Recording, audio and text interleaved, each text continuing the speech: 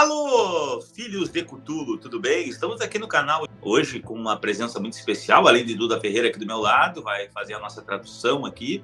A gente vai conversar aqui com o Burke, que é um grande especialista, um crítico literário, um editor, que já fez muita coisa vinculada à obra e à vida de Robert Howard, né, em termos de pesquisas, conhecimentos.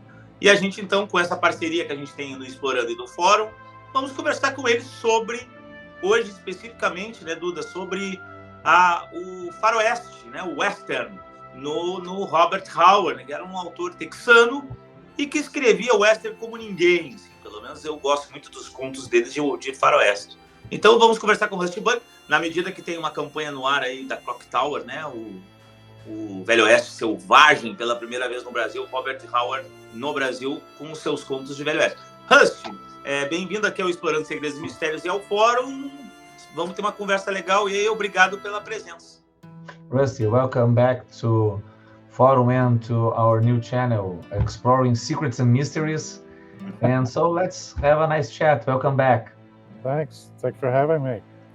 And I have to say, you folks down in Brazil are doing a great job with Robert E. Howard down there. It's wonderful to see it. Nice. I've got some of the books, they're beautiful. Yeah, they are. Ele agradeceu e falou que o pessoal aqui do Brasil está fazendo um trabalho muito legal com o Robert E. Howard, né? Que alguns dos livros são lindos aqui. Eu estou tentando. O pessoal está fazendo aqui no Brasil. Eu estou com o Rebelde aqui, que eu editei aqui, ó. O Rust já tem, né? Aqui tá fechadinho ainda. Here in Brazil they call it the Rebel. This is the... como é que é o nome em português? Post Oaks and Sandrock. Yeah. Sandrock. That doesn't mean much to people in Brazil, does it? Yeah, it's a tough title to be here in Brazil, so they chose o Rebelde, like the Rebel.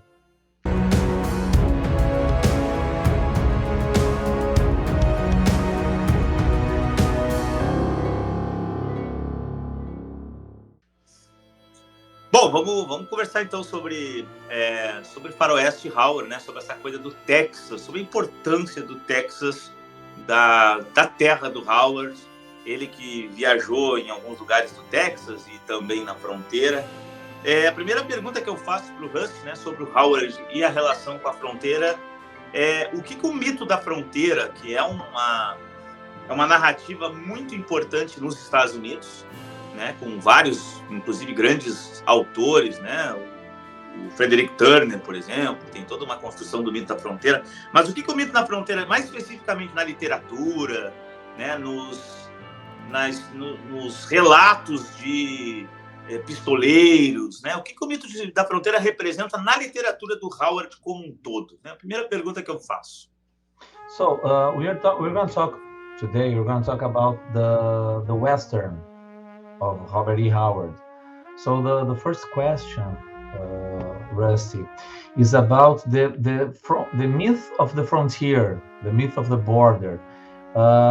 In your opinion, how is it represented in Howard's literature? The thing about the border, the frontier, that appeared in the writings of Frederick Turner, the gunslingers, all these myths. This thing about the border, how is it represented on Howard's literature? Oh, the frontier, the border between what you would call civilization and barbarism is the major theme in all of Howard's work, I believe. Even his boxing stories, I mean, everywhere you look in Howard, it's the frontier. It's where civilization clashes with barbarism, what he would call barbarism. The way he saw barbarism was not the way a modern person understands the word barbarism, I think. It was people who are outside of, if you will, urban civilization or whatever, but where that frontier was, he saw that conflict is always there at the frontier. And that was just, I think it's the most important theme in his work. Então ele fala que esse é um tema, é um dos maiores temas no trabalho do Howard, né? essa coisa da fronteira, né, que basicamente é o enfrentamento entre civilização e barbárie, né, e perpassa toda a obra do Howard, inclusive nas obras sobre boxe dele, né, que tá em toda a obra dele, essa coisa entre a civilização e a barbárie. Mas a visão que ele tinha da barbárie não é essa visão moderna que a gente tem hoje, né, que na realidade são as pessoas que estão fora dos centros urbanos, as pessoas que estão fora das normas urbanas, da civilizatória, né? E ele fala que o lugar da fronteira é onde realmente há o conflito. O conflito sempre tem na fronteira, é um lugar de conflito. Até hoje, se a gente for ver no Brasil, né? Falando as fronteiras do Brasil, é um lugar mais cabuloso. E ele fala que esse conflito aparece no trabalho do Howard, é o tema principal dele. É essa coisa da civilização, da barbárie, da fronteira entre uma e outra. We have to understand that Robert E. Howard grew up on a frontier. Texas, at the time he was growing up, was still a frontier where he lived. Civilization had kind of gotten as far as the eastern part of Texas, Dallas, Houston, but it hadn't really pushed out any, at least much farther than that. So all the places where he grew up were still very much outside of what they would have thought as civilized. That's what his big argument with H.P. Lovecraft during their correspondence was. Lovecraft was used to the settled cities of the East, and Howard was used to the kind of small town milieu of the West, which was very different and much more individualistic. Ok, o que ele fala também? Que a gente tem que entender que o Robert E. Howard, ele cresceu na fronteira, né? No Texas, quando ele cresceu, era um estado de fronteira, era bem longe de civilização. Tinha alguma coisa de civilização mais em Dallas e em Houston, mas que eram mais pro leste do Texas, que ali onde ele cresceu ainda era bem rough, bem duro. E então, que podia ser considerado fora do que seria o mundo civilizado. E esse era um ponto de bastante divergência entre ele e o H.P. Lovecraft. Que o H.P. Lovecraft falava, né, do leste civilizado, enquanto que o Howard falava sempre no oeste bravio, oeste indômito, oeste bárbaro, né? Oeste individualista. Sabe que uma vez eu tava, assim, eu tinha recém publicado o meu livro, e aí comecei o Civilização e Barbárie, né? O livro do mestrado. Aí eu comecei a divulgar ele, né? Em tudo que é grupo, estrangeiro e tal. E aí um americano, né? Um norte-americano falou assim, pô, tu fala muito dessa coisa do Howard, né, com o Texas como um lugar de fronteira, mas o Houston e Dallas são os lugares mais civilizados que eu já vi, ou seja, tudo é civilização lá. Aí eu disse, não, mas peraí, tu tem que ver que o Howard está no contexto dos anos 20 e 30, ele está mais numa outra parte do próprio Texas, numa outra região do próprio Texas. Aí eu tentei contextualizar, né, e o cara ele estava meio que teimando com a minha construção. É o que o Rose acabou de falar. Eu vou traduzir para ele esse trecho aí.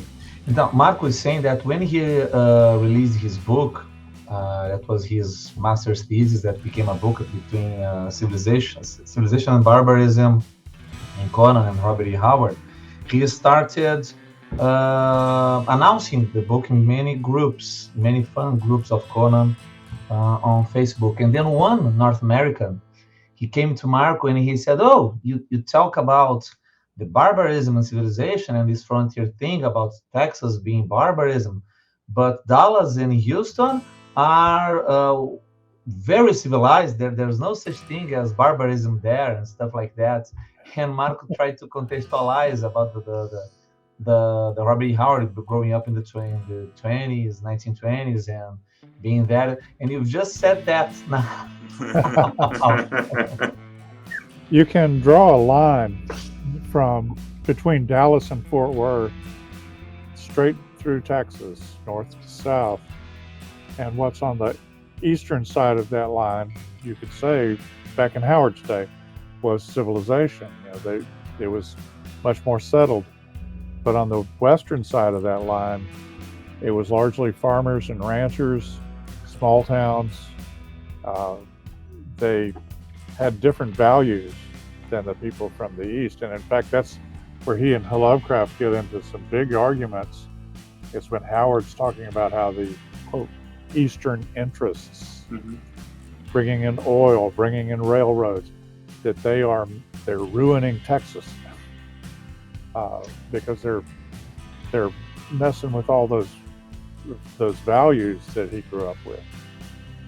Então, o que ele fala? Que assim, que dá para traçar, a partir da aula, assim, dá para traçar uma linha de norte a sul no Texas, e tudo que fica a leste é civilizado, dá para considerar bem mais civilizado, e o que ficava a oeste dali era basicamente fazendeiros, rancheiros, cidades pequenas, era uma coisa bem mais bravia, gente com valores muito diferentes, né? Então, essa era uma divergência muito grande, muito forte que o Howard tinha com o Lovecraft, que era essa coisa, né, dos interesses do leste, né, que queriam levar óleo, petróleo, civilização, escavar e tal, mas eles estavam, de alguma maneira, destruindo esses valores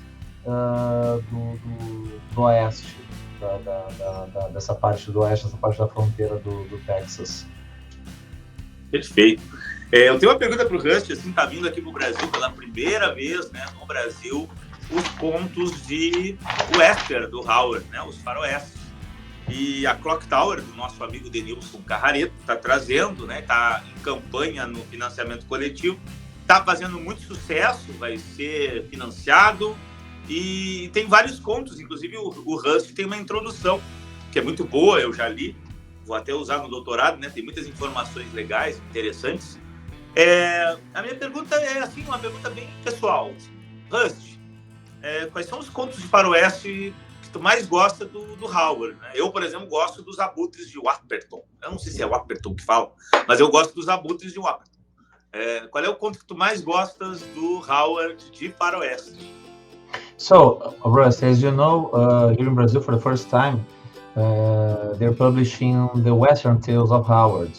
The Clock Tower Publishing is making a very good, very nice work with the short stories, and you wrote a text on that book also. You have a preface, I guess, an introduction on one of these books, right? So the question that Marco asked is, it's a very personal one. Which one or ones do you think in your opinion, are the best Western tales of Howard, and why? I think the best ones are the ones that came later in his career. The Vultures of Wahpeton, Vulture's Sanctuary, they're great. His earlier stories are good, but they're a little cliched. He clearly was emulating some of the writers that he liked from the Western pulp magazines or novels. So there's some Western cliches in them. They're not as original. But then you start getting into, what's the one?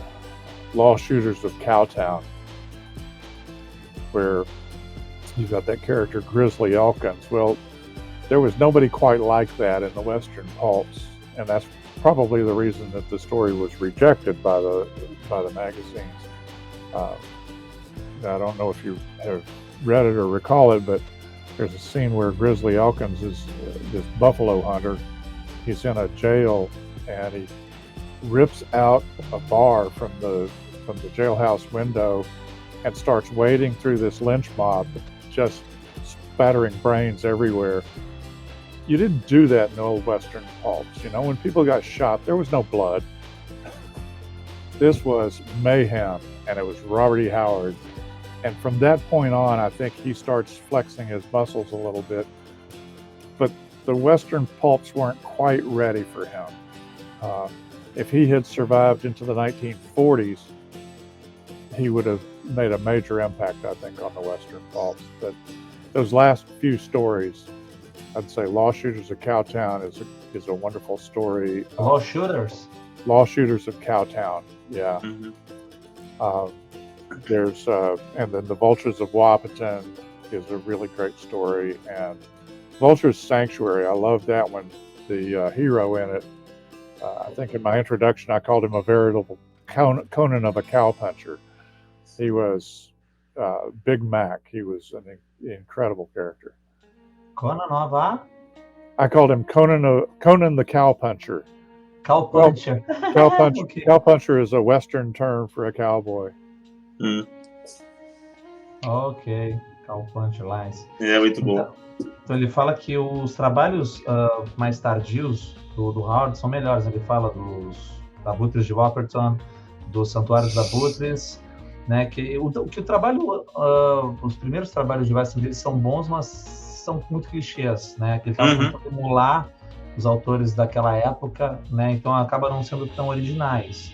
Mas que aí no Law Shooters of Cowtown, não sei o título em português, esse personagem Grizzly Hawkins, que ele fala que, né, é uma coisa completamente diferente de qualquer outra coisa que quer ver, né? Que até foi rejeitado esse trabalho na época, esse texto. Ele fala de uma cena em que ele tá na cadeia, ele arranca uma barra da cela e começa a arrebentar a cabeça de todo mundo. Então sai cabeça, sai miolo pra tudo que é lado. Isso é uma coisa que se via no faroeste. Não tinha sangue, as pessoas tomavam tiro, mas não sangravam. Essa coisa não era uma coisa muito corriqueira na época, né? E aí, a partir daí, ele começa realmente a flexionar os músculos, né? A realmente mostrar um pouco da personalidade dele, né? Da escrita dele, da personalidade no escrevendo o western. E ele fala esse tema, ele fala nos Vultures, que ele gosta muito do personagem, né? Do herói do Santuário dos Abutres, do Vulture Sanctuary, que ele chama, né? Que é Conan the Cowpuncher, que é como se fosse Conan Cowboy, que é um personagem muito diferente. Muito bom. Que eles não estavam preparados para a escrita dele, quando ele, né, na década de 20 e 30. Se ele tivesse sobrevivido até a década de 40, ele teria feito uma grande diferença nas escritas de faroeste. Né, que naquela época eles não estavam prontos para ele. Perfeito. A pergunta também, seguindo essa coisa do faroeste, assim, né? Nos Estados Unidos existem aqueles pistoleiros, né? Tem um conceito até para isso, que é o bandido social, né? Aqueles criminosos que às vezes estavam em alguma luta pessoal, ou ajudavam, ou tentavam se autorrepresentar como aqueles que ajudam o povo. Então tu tem nomes, né? O próprio Jesse James, Billy the Kid e tal, que aqui no Brasil esses nomes são os mais famosos, mas existem muitos outros que nós aqui não conhecemos até. Até o Rust, ele menciona alguns lá na introdução do livro da Clock e eu não conhecia. Mas a minha pergunta é o que esses caras representam para o Howard? Assim, o Howard, ele tinha...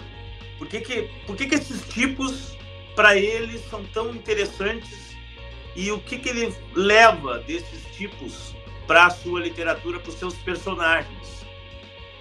So, during the Western times, there were those mythic figures that roamed there, Billy the Kid, Jesse James. They are the most famous here in Brazil that people know, but we know that there are many others. You mentioned in your introduction to the book of Catatarse, you mentioned some that we are not very widely known here in Brazil. These gunslinger figures. They're called, there's this term of social bandits, like people who see themselves as having different value to help people, to help lifestyle against the man, let's say. So what these historical Western figures represent to the construction of the characters of Howard? What they represented to Howard, in your opinion? I think they were people who were fighting for their country and their people, if you will, against the encroachment of the civilization, against people who were, as he saw it, the people were coming in. These people were coming in bringing their laws and their rules and their social customs and trying to impose them on the West. And then the people like Billy the Kid or John Wesley Hardin, who were the two big influences for him, he saw them as fighting against that.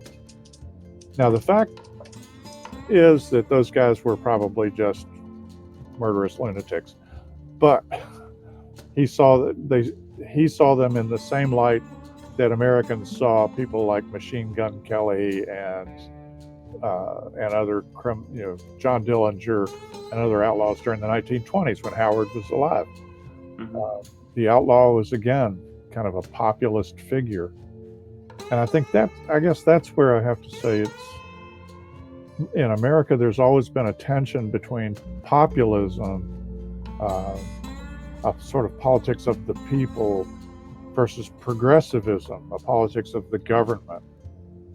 And Howard was a thoroughgoing populist. He really was very strongly influenced by populism.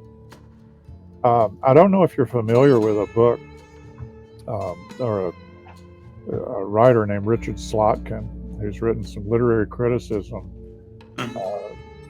regeneration through violence and so forth. It's Frontiers, what is it? Eu tenho também esse livro. Marco has this book also. Okay. He goes in depth into this tension between populist and progressivist. Mm-hmm. The people, the individual versus the government, trying to impose its rules of conduct and standards. Billy the Kid was seen as, Howard saw him as, he was loyal to his mm-hmm. employer. He was loyal to the man who had hired him, who was murdered by people who were who were corrupt and trying to take over this business trade. And so Billy was fighting a war of revenge, ultimately, against the people who were imposing their will on the people. John Wesley Hardin was there. It was, I can't remember now exactly what it was that he had done, but he'd somehow fallen afoul of the U.S. Army, and they had sent people to arrest him. Well, he goes on the run. So Howard, like many people of his era, was very thoroughly a populist and very thoroughly I won't say anti-government, because he was actually a fan of Roosevelt's New Deal, which was progressivism at its peak. But he saw Roosevelt as a friend of the people, I guess. And he very much, though, believed that the people, the individual, should be paramount, because he believed in freedom, individual freedom. Okay. More specifically, he believed in his freedom, which is what a lot of people who believe in freedom think. It's like, my freedom is important, your freedom's not. Yeah. Então, basicamente, ele vê as pessoas como pessoas que lutavam pelo país, ou as pessoas, ou pessoas que lutavam pelo país ou pelas pessoas contra a civilização, contra a imposição da civilização, né? Era basicamente assim, lutavam contra essas pessoas que vinham trazendo suas leis, seus costumes, impondo um estilo de civilização, aquele estilo do Oeste. Então ele fala, né, dessas pessoas, né, que foram influências, né, do próprio The Kid, do John Wesley Hardin, que ele cita, né, que são pessoas que tinham essa coisa de lutar contra não o governo, mas contra as leis, né, contra essa coisa, contra o individualismo. Ele fala muito interessante que ele fala nessa uma tensão entre o populismo e o progressismo, no caso, sendo que o populismo é a coisa do indivíduo, a pessoa, né, os valores da pessoa, e o progressismo é a lei do governo, a lei de cima, né, impondo suas leis. Então isso fica muito claro nessa literatura, nessa imagem dessas pessoas, né. Ele fala desse livro do Richard Slotkin, Slutskin, que tu deve ter, depois pode até falar melhor desse livro, que ele fala bem desse... Eu pego aqui depois para mostrar. Isso, que ele fala bastante nesse embate entre o populismo e o progressismo. Né? E ele fala assim que esses heróis, né, depois até quando o Howard estava vivo, né, tinha, não heróis, né, tipo criminosos, né, ou anti-heróis, ou foras da lei, como, por exemplo, Machine Gun Kelly, o John Dillinger, que a gente conhece aqui no Brasil também por alguns filmes que saíram aqui no John Dillinger. É verdade. Tem filme muito bom, inclusive. E Dillinger da época do Howard. Na época do Howard, exato. Poderiam ser vistos como esse tipo de criminoso. Ele fala, por exemplo, né, do Billy the Kid, que o Billy the Kid era um cara que era leal ao empregador, e o empregador dele é morto, é assassinado, a gente quer tomar o negócio dele, e ele sai nessa coisa para se vingar, né, para se vingar contra o sistema, se vingar contra o que aconteceu. Mesma coisa do John Wesley Harding, que ele não sabe, né, não se lembra muito bem, mas deu algum problema com ele e eles mandam o exército americano para prender e ele sai fugido, né, e vira esse pistoleiro também contra o sistema. Então, basicamente, o Howard ele era um cara que defendia muito essa coisa populista, essa coisa do homem, da liberdade do indivíduo, né? Embora ele fosse um grande fã do New Deal do Roosevelt, então ele achava que talvez ele achasse que o Roosevelt fosse um amigo do povo, né? E o New Deal era uma coisa extremamente progressista, não populista. O próprio Theodore Roosevelt, né, que é o tio do Franklin Delano, ele faz parte da ideologia progressista dos Estados Unidos, tendo como idealizador dessa ideologia dentro da academia o Frederick Turner. Então, tu tem a visão progressista, que é a ideia exatamente do progresso da civilização dos Estados Unidos, ou seja, o Oeste caminha rumo ao progresso. E, obviamente, que aí tu tem uma demanda que tem relação governamental ou dentro de uma estrutura social e econômica que o governo americano está levando à frente, essa visão progressista, e a visão populista, que é diferente da visão que se tem aqui no Brasil. Então, tu que está assistindo, pelo amor de Deus, não é o populismo do Getúlio Vargas aqui no Brasil, é uma visão de acordo com a fronteira, e o populismo aqui significa o indivíduo que defende a sua liberdade contra o sistema, contra a estrutura progressista. Ou seja, o Howard está muito mais dentro dessa visão, segundo o Slotkin. Ele fala muito da visão populista, e o Rusty Burke está colocando o Howard nessa visão populista, que eu concordo, eu tenho a mesma visão, lendo o Howard e lendo o Slotkin, do que a visão progressista. Entende, Duda? Só queria explicar para o pessoal aqui. Eu vou explicar isso para o Rusty. Marco just made... he made an explanation, because here in Brazil, we have a different view on populism here. We had some politicians in the past that were considered populists, so it's a little bit different. Bless you. We have a different. So here in Brazil, there is a rather different view of populism here. So Marco was explaining to the viewers what this difference between to not confuse the populism vision of Frederick Turner, of Howard, how he see Howard, and the populism that people know here in Brazil when he says populism. Got it? So he made this explanation to separate things. Yeah, because it could be confusing. Yes. Oh yeah, for sure, for sure. Vamos para outra? Yeah. Tem uma carta que eu li do Howard, eu não lembro agora se é pro Lovecraft, tá? Que eles estão discutindo sobre bárbaros e homem da fronteira. E o Howard diz algo assim, talvez o Rusty deve lembrar mais da carta do que eu, porque ele editou, né, os livros de cartas, de troca de cartas entre o Howard e o Lovecraft. Em que o Howard diz assim, olha, o homem da fronteira, ele é diferente do bárbaro, né? O homem da fronteira, eu acho, na minha opinião, é mais especializado. Acho que seria essa o que eu consegui traduzir, assim, mais específico, mais especializado do que o bárbaro. Mas a minha pergunta que eu faço é, qual a relação, assim, do indígena, do selvagem, do bárbaro que o Howard leu lá, né, nas leituras que ele tem dos bárbaros, dos livros de história, os godos, que ele inclusive dá o exemplo e tal, e outros bárbaros, para esse homem da fronteira? Quais são as relações possíveis, mesmo o Howard marcando essa diferença entre eles, né? Mas quais relações que o Rusty vê, na opinião do Howard, segundo ele depreende, dessa relação entre o homem da fronteira, o selvagem, aí, o nativo, o indígena, e o bárbaro histórico da leitura do Howard de bárbaros, né, gotos e outros povos germânicos do passado. Difícil, né, Duda? Isso é difícil. No. Basically, Marco is asking, what do you think was Howard's view? How do you think Howard saw or used to see the relation, or better, how did Howard make a relation between the frontier man, the let's say savages, the indigenous people that lived in the frontier, the indigenous people, the Native American that lived there, that in the past they were called savages, but nowadays you know that they were not savages at all, but the native people, and the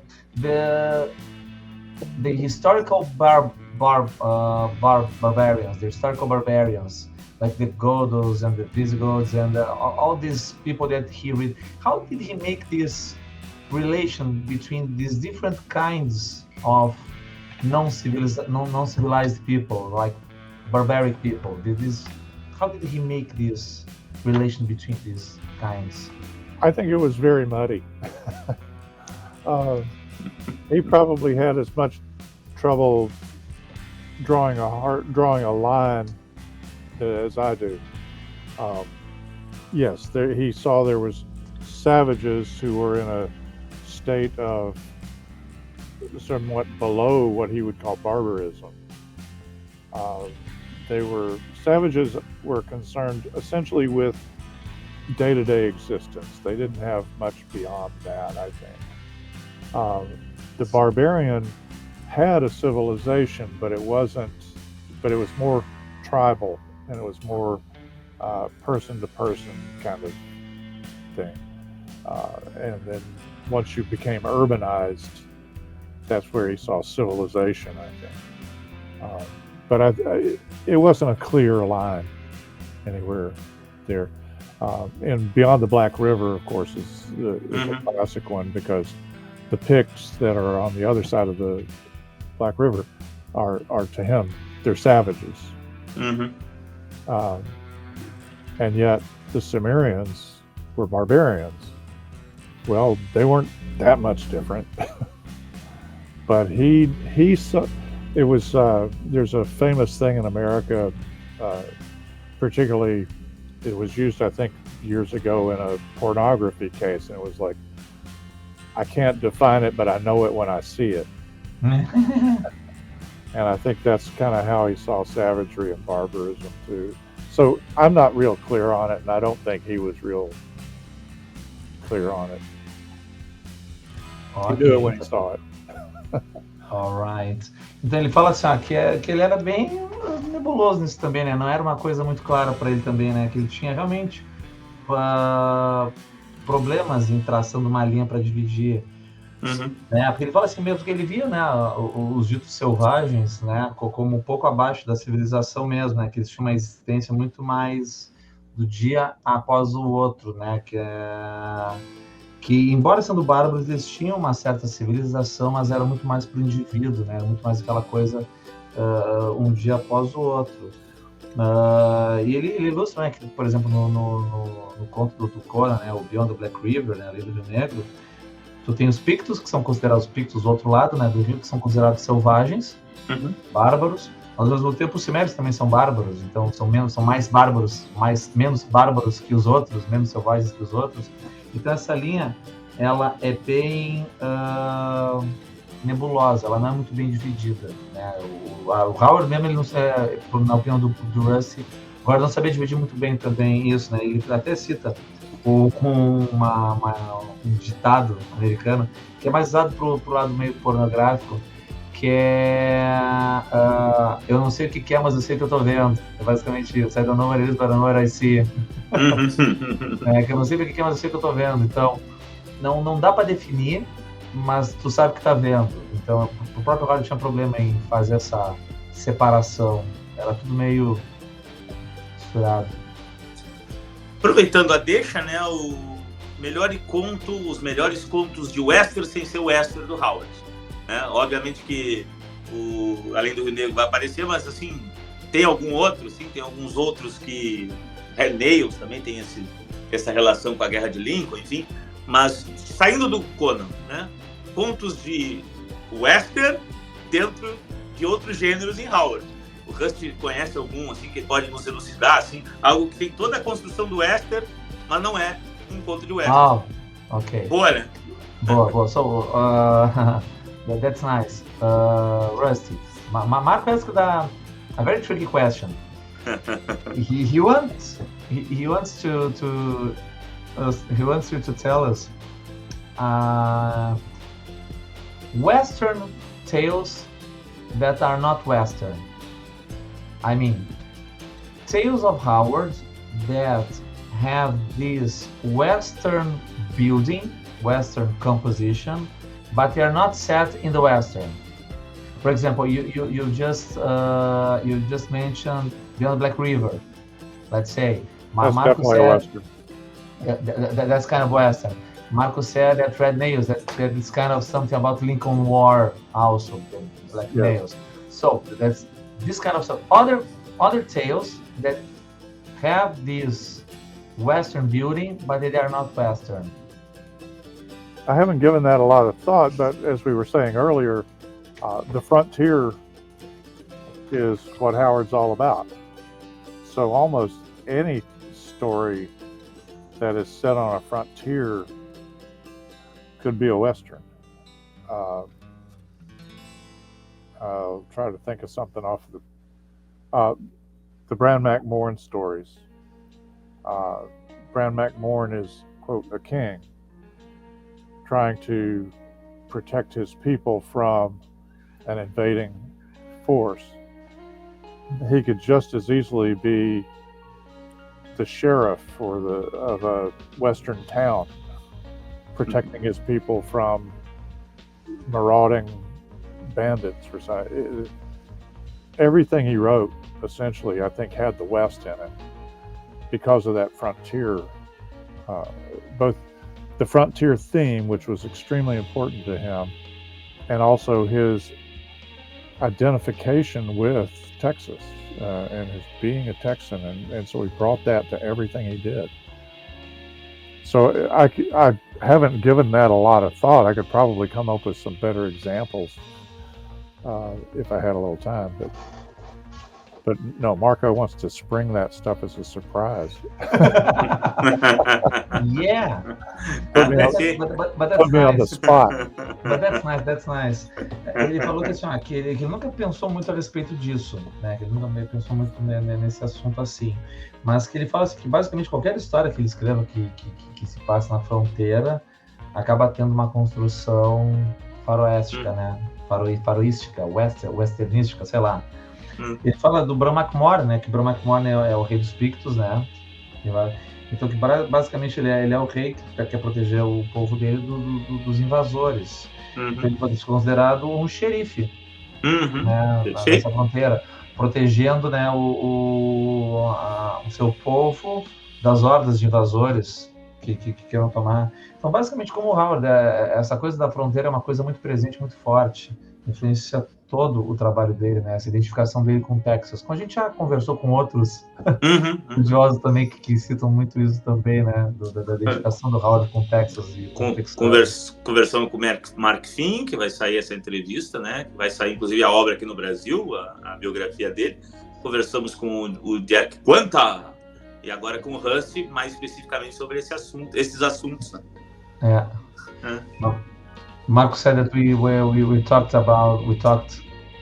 with Mark Finn, we talked to Dick Gunter too, and they are very unanimous with you also about this border frontier thing in Howard, and how it's very influential and how it's very present in his work.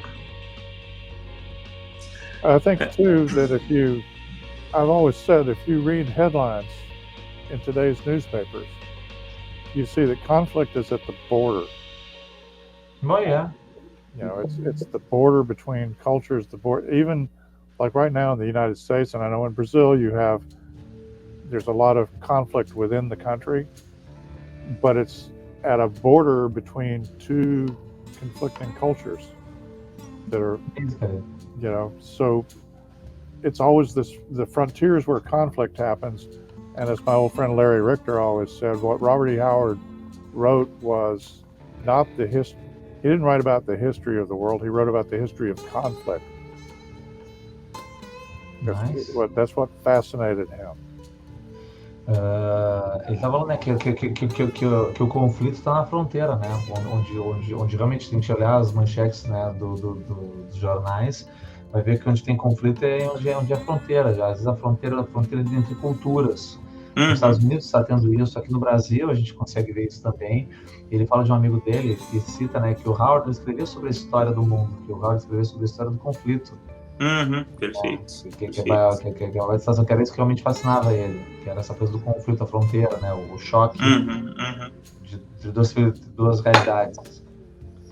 Eu tenho uma pergunta que veio à cabeça agora, assim, estava escrevendo meu capítulo sobre o Rei Cal, tá? E aí veio agora na cabeça.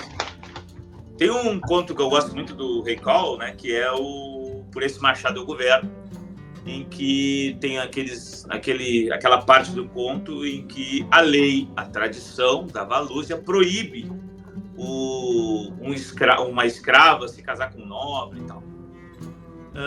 Acontece toda a conspiração e tudo, mas chega no final, o Cal decide que azar da tradição, né?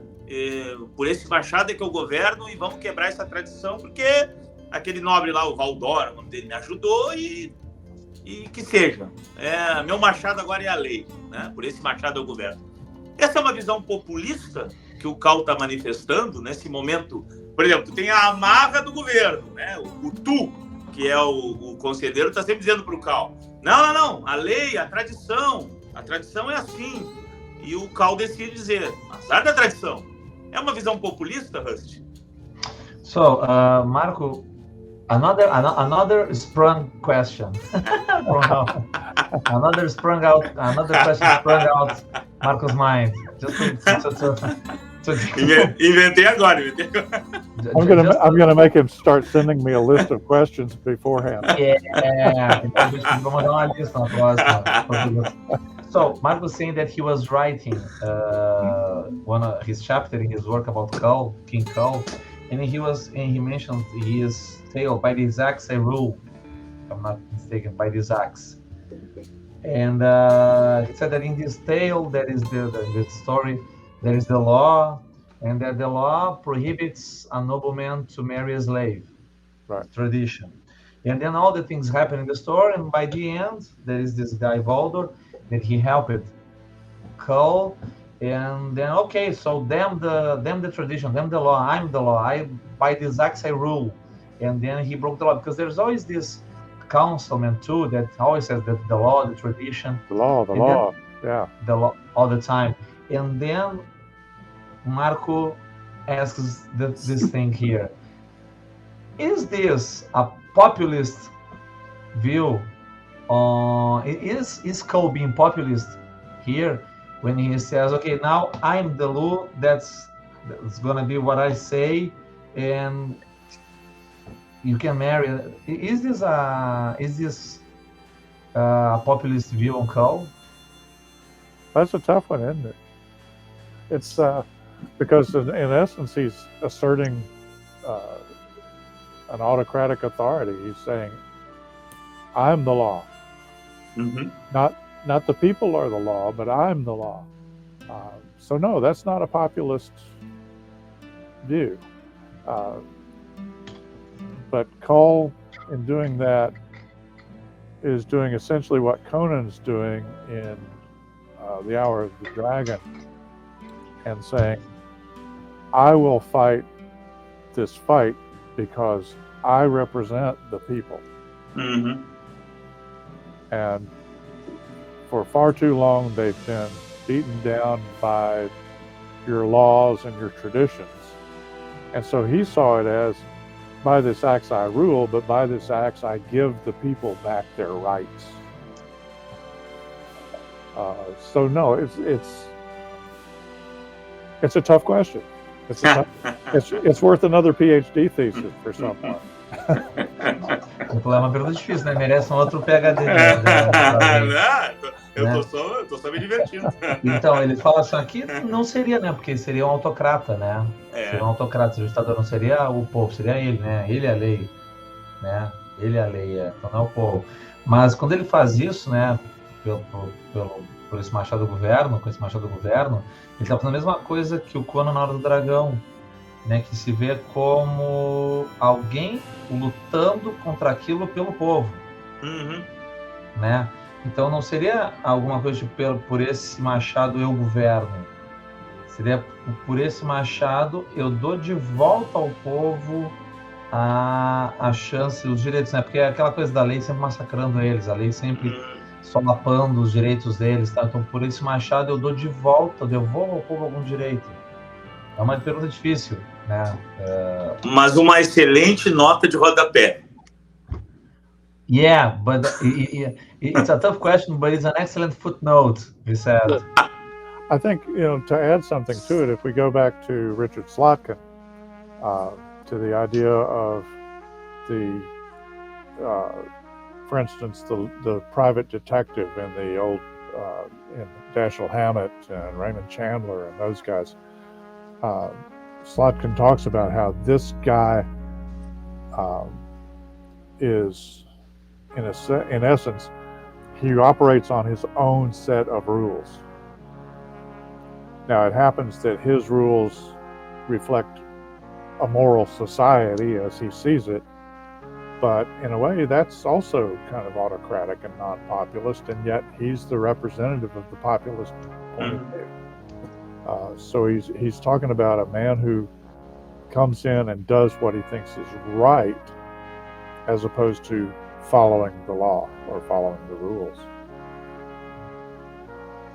Yeah, então ele fala, voltando nele, para acrescentar, voltando ao Richard Slotkin, ele fala dos detetives particulares do Noir, né, dos detetives do Dashiell Hammett, do Raymond Chandler, que são homens, né, são pessoas que têm um próprio, que vem no mundo com as próprias regras, né, tem as suas próprias regras. Então eles fazem o que eles acham certo fazer, né, que tem essa coisa também que de certa maneira é um tanto quanto autocrática, porque eu vivo pelas minhas regras, mas ao mesmo tempo também eles são representantes do povo, da pessoa. Então dá para dizer que eles são populistas nesse aspecto, nessa visão americana do Richard Slotkin. While I'm thinking about it, Stephen Tompkins, who was one of the great critics of Robert E. Howard, wrote a piece on how Dashiell Hammett's Red Harvest was almost precisely the same story as The Vultures of Wapiton. And I'll have to send you a copy of that if you don't have it. It's a wonderful essay showing how they were treating the same theme in essentially the same ways contemporaneously. And he's not saying that Howard was at all influenced by Red Harvest, because we don't know whether Howard read Dashiell Hammett, but they were really very much treating the same themes. Então ele lembrou de um artigo, de um ensaio do Stephen Tompkins, que ele fala que a história Red Harvest, serial como Colheita Vermelha, do Dashiell Hammett, basicamente trata dos mesmos temas e do mesmo jeito que os abutres de Wapiton. Então, que elas são muito semelhantes na construção e nos temas e na maneira como ela é feita. Que não dá para saber se o Howard foi inspirado ou não, né, ou se ele sequer leu essa história do Dashiell Hammett, mas que as histórias são muito semelhantes, né, que ele fala que ele tem que te mandar esse artigo até para tu dar uma... Ah, é legal. Pede para ele, desse Stephen Tompkins. Não, eu peço por e-mail, sim, claro. Peço por e-mail, já vou lembrar, sim. Eu li alguma coisa do Tompkins na introdução do Rei Cal, acho que ele faz a introdução, não sei se é ele, mas eu quero do Rei Cal lá nos Estados Unidos, né? Eu quero esse artigo aí para dar uma olhada. O Loené fala muito das relações entre o Dashiell Hammett e o Howard, fala muito disso, né? pergunta assim, o pessoal da Clock também trouxe a penúltima, tá? Vamos terminar daqui a pouco. Eles trouxeram o Weird Western, né, para cá. E foi muito bem recebido, assim, vendeu muito bem, né? O pessoal gosta muito dessa mistura do bizarro, do estranho, dos monstros, do sobrenatural, e o cara, em vez com a espada, tá com uma arma dando tiro em monstro e resolvendo, né? Fala pro pessoal, o Howard fez o Weird Western porque ele estava tentando adaptar esse gênero que ele gostava para vender para as revistas que tinham um elemento weird, ou ele gostou, ele começou a achar interessante, ao invés de usar só a fantasia e o horror, trazer para o western esse weird, e criou esse gênero novo, né? So, as you know, there's another publishing house here in Brazil that it was a very successful campaign called Funny Campaign. They brought the Weird Western of Howard here. It was published, and now there was the let's say the regular Western of Howard.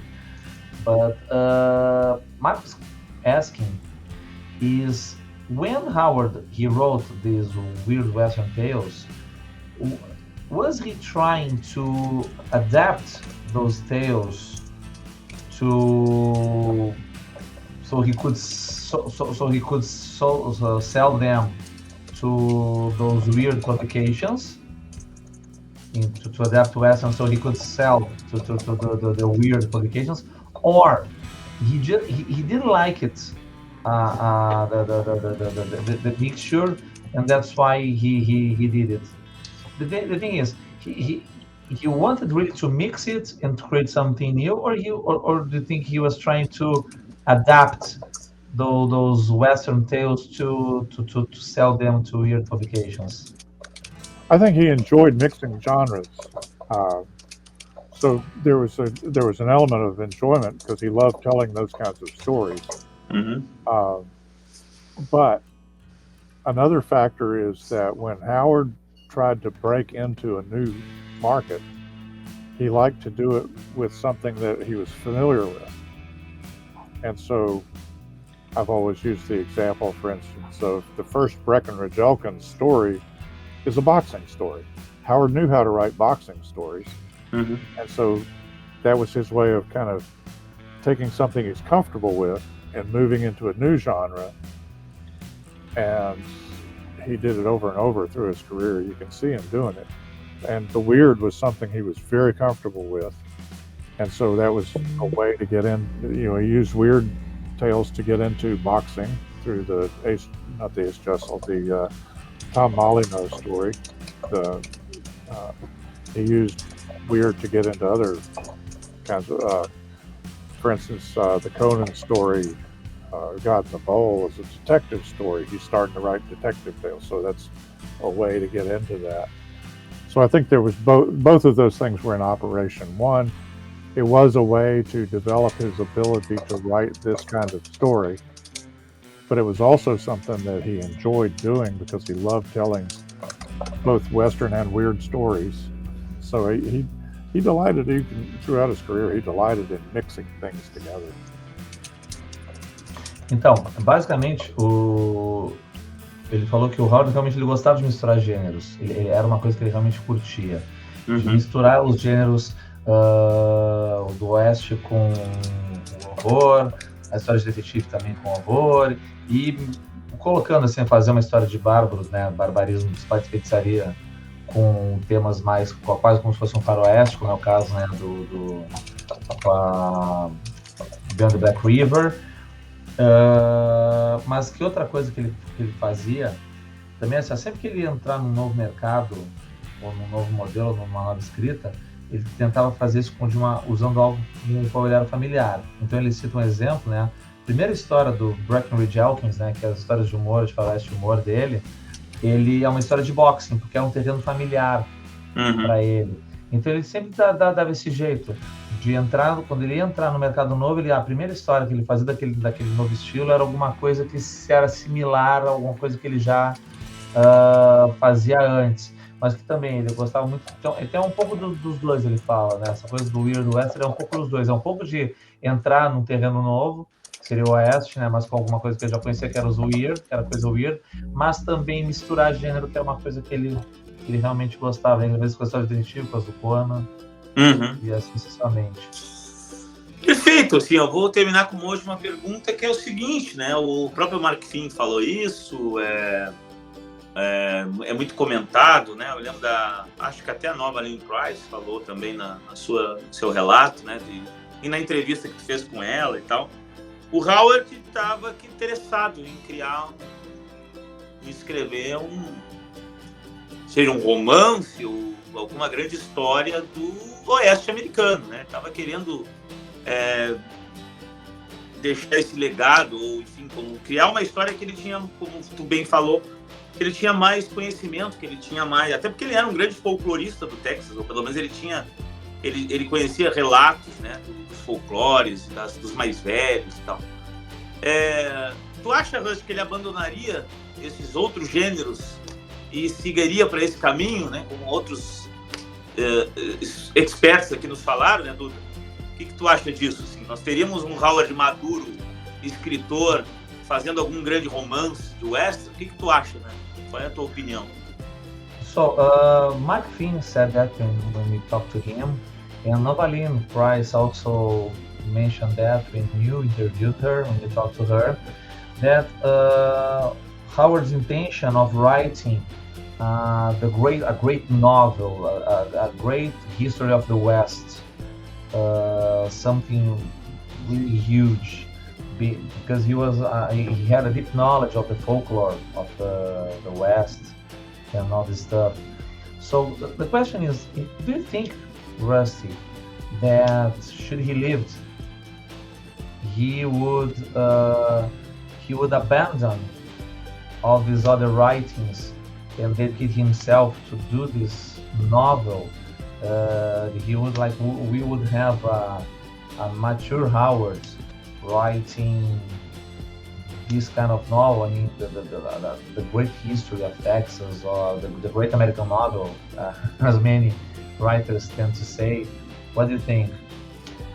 I have always believed that if he had lived, the market for westerns would have come around to the kind of thing that he wrote, and I think he would have been writing western novels like Louis L'Amour and those guys who came along after him. I do think that that's where he would have gone, but of course that we'll never know. That can only be opinion.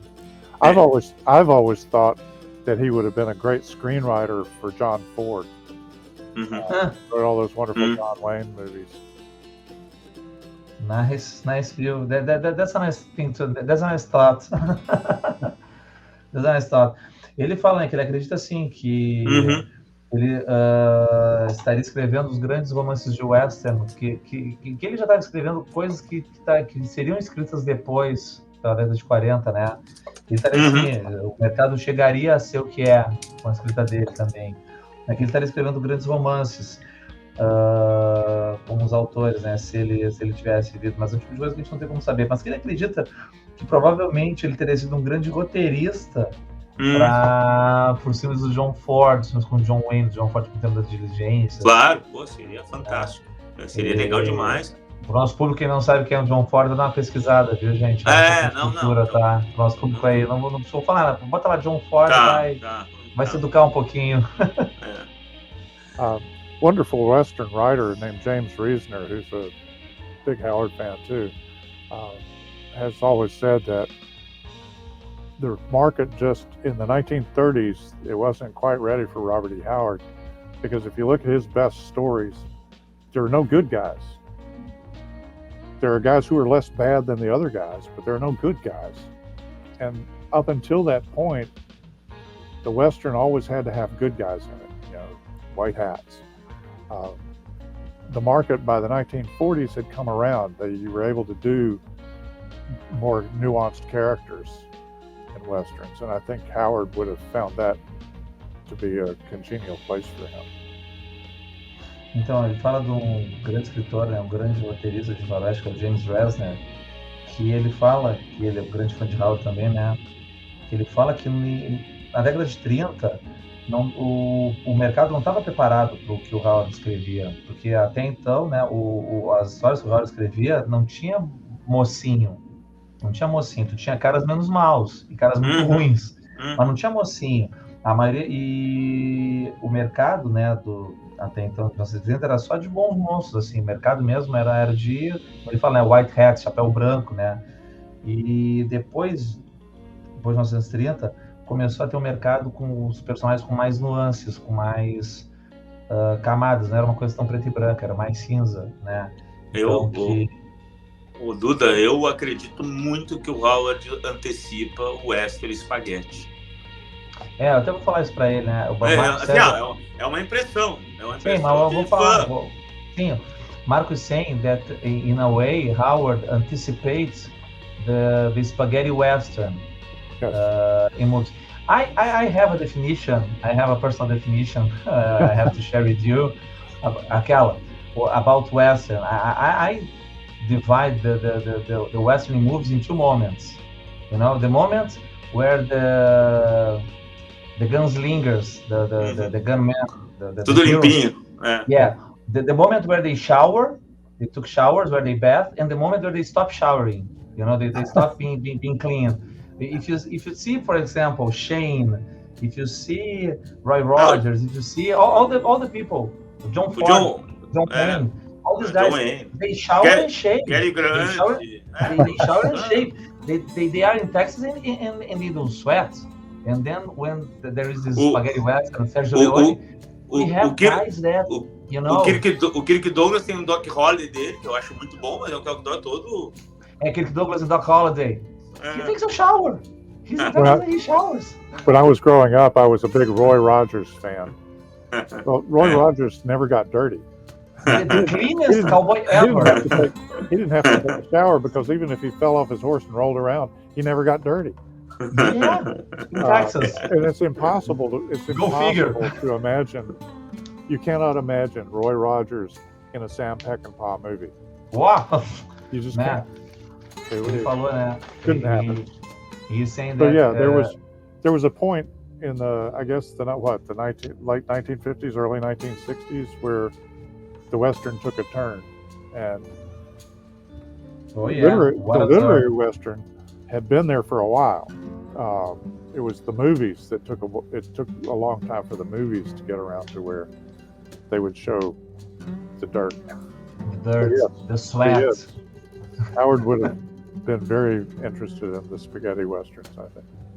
Ele concorda, ele concorda, né? E ele, eu falei para ele, né, da minha teoria, né? Da tua teoria. A divisão. I have frequently told people that I think Solomon Kane should never have had an origin story because he is the man with no name. The man with no name needs no origin story. He just comes in and does his thing and leaves. Solomon Kane, if you look at it, it's the same thing. There's no origin story in Howard. It's just he shows up, he does his thing, and he's goes gone. Away. It's like the Clint Eastwood, the man with no name. Yeah. He appears, he does what he has to do in the Sergio Leone's movies. He appears, does what he has to do, and bye, goes. Yeah.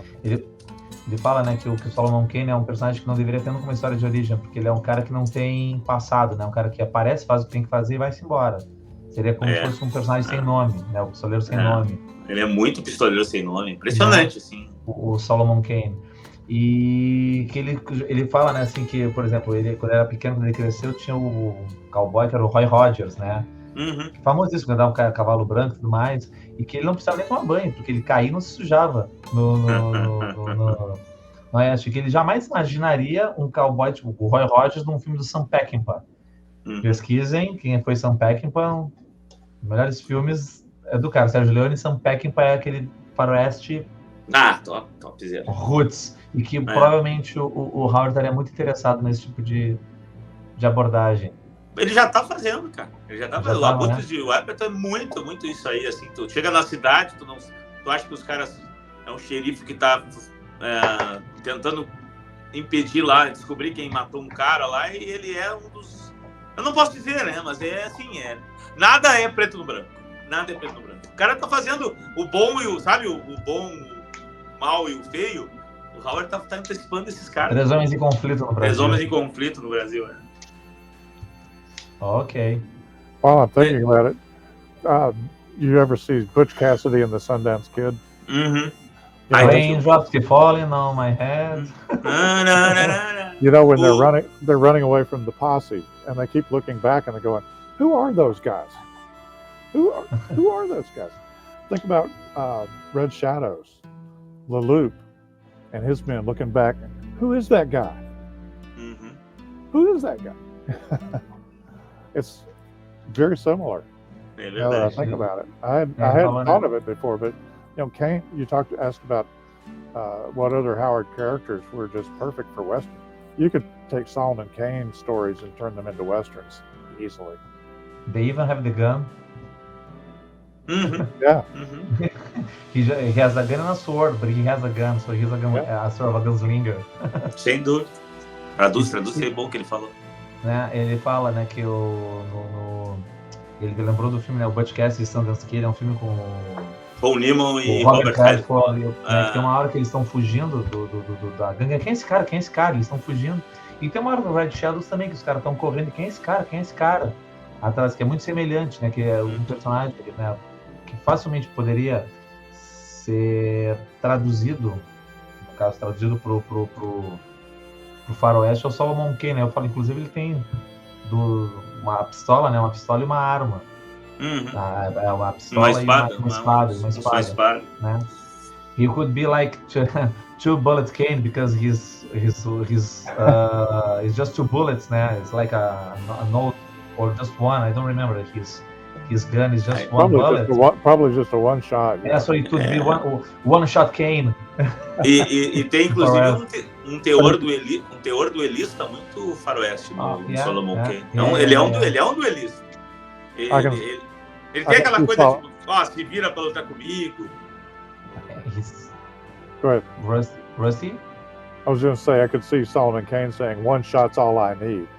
Ele pode ser o Solomon Kane falando, eu só preciso de um tiro. Marcus said that there's a very dualistic thing in Solomon Kane. I mean, to duel with people, to turn around and face me and do this kind of stuff. Yes. That's also very particular in Far West, the duel. Yeah. Mm-hmm. Well, it's an honorable way of killing a guy. Yeah, you don't want to shoot him in the back. That's, in fact, there's one of Robert E. Howard's letters. He actually talked about that, about how there was a difference between a good, clean, interpersonal killing and shooting somebody in the back. I'd have to look that up, but I remember there was a discussion in there somewhere. Ele falou que tem uma carta do Robert E. Howard que tem essa coisa, né, do que ele fala de uma maneira boa e limpa de matar alguém, né, né, dar um tiro pelas costas, né, que é uma coisa interpessoal, assim, frente a frente, que é uma maneira limpa de enfrentar alguém, de matar alguém, se existe isso, né. Vou dar uma procurada nessa carta, não devo ter lido. É uma carta que ele vai dar uma olhada melhor. Rust, eu quero agradecer muito, a gente vai terminar de 1h10 e quero parabenizar por todo o trabalho e sucesso aí no Robert, o Howard Days, né? O Howard Days está para acontecer agora no final de abril. Eles mudaram a data por causa, acho que, do calor, né? Por causa da temperatura. Acho que é isso, né? Me corrija se eu estou errado. E sucesso, assim, que seja um ótimo Howard Days, que seja cada vez melhor, né? E um dia pretendo ir, quando eu terminar meu doutorado, e aí finalmente vou conhecer e vou me emocionar com os lugares aonde o Howard viveu, onde ele está enterrado, enfim, em Brownwood, né? Então, um bom Howard Days aí, sucesso, e que vocês façam um ótimo encontro, os melhores painéis, e que seja bem produtivo. E quem sabe um dia, né, o Russ, eu até falei pro Mark Finn, quem sabe o Howard Days um dia chame o Arnold para fazer uma homenagem aí, o Arnoldão. Eu sei que ele é muito famoso, mas quem sabe a gente veja o Arnold em Cross Plains. So, Rusty, thank you very much for your time, for your patience, for being here with us, sharing your work, your views on Howard. Thank you for your work, your good work with the legacy of Howard and other things. And Marco also is wishing you a very good Howard days. That's it's gonna be now in April, right? Because of the temperature, they changed the dates because of the. It's been hotter than the hinges of hell. Tá bem mais quente lá. And he wants to be there once he is finished his doctor's dissertation, and well, he should bring the English translation with him. Ele falou que tem que levar o tradutor. Eu vou levar sim. Eu só entendo, mas eu para falar é horrível. Eu vou levar o tradutor eu vou com a tua voz, Duda. Eu vou com o teu aparelhinho com a voz do Duda. Yeah, I think he should take his translator also. And he wished a very nice, a very good, our days with very good boards and meetings and stuff, because he wants to be there. And we also were talking to Mark Fien, and maybe someday you can bring Howard Schwarzenegger to be there, because he's a very busy guy. He always said, but fazendo pose. there would be a nice thing. The thing is that he's too much famous, so it couldn't be something very well advertised. It should be something like a surprise. I mean, he just appeared there. So far, we've not been able to get him, but it would be awesome. The offer's always out there. Yeah, because it would be very, very nice. I think we'll probably have Marco before we have Arnold. Yeah, probably. But he would be there. He would be there sooner than you think. Sooner than he thinks. I think he would be there. And you should think about having a Robert E. Howard Days in Brazil sometime. I really appreciate everything that you all are doing down there to promote Robert E. Howard and keep his legacy and his work alive. It's just marvelous how much progress you've made in just a short time. Yeah, it's busy, because Brazil is always, we were very strong. We have a very strong fan base of Conan here. Conan, we have a very big, very, very good fan base. But Howard's, it's getting big. It's getting known. I mean, it's out there. There are a lot of publications on Howard, a lot of books, other tales than Conan here, Solomon Kane, Bram McMore, the Weird Western, the Western. I mean, esse ano vai sair os ciclos de piratas, né? The Pirate Cycles. Ellen Travel e o Black Boomer, né? O Terence Black Boomer. Vai sair o Cormac Fitzgeoffrey, que a gente traduziu, né, Duda? Também a Agnes vai sair aqui. Tá saindo muita coisa do Howard aqui. A gente quer trazer também os livros de boxe do Steve Costigan, o Bora, que ainda não saiu. Tem muita coisa para trazer. Mas tá vindo. The thing is that Howard has lots of stuff. I mean, we've been trying. We're trying. Well, you're doing a good job, and the books are beautiful. The ones that I've seen have been just yeah. The works are very nice. So keep it up. We will. We'll try. And thanks again for having me. Obrigado. Agradecer também, né, pra gente continuar um bom trabalho aqui no Brasil, né, as editoras, tá fazendo um bom trabalho, que os livros são lindos, e é isso. Obrigado, então. Até mais e esperamos novas entrevistas que virão. Muito obrigado e até a próxima.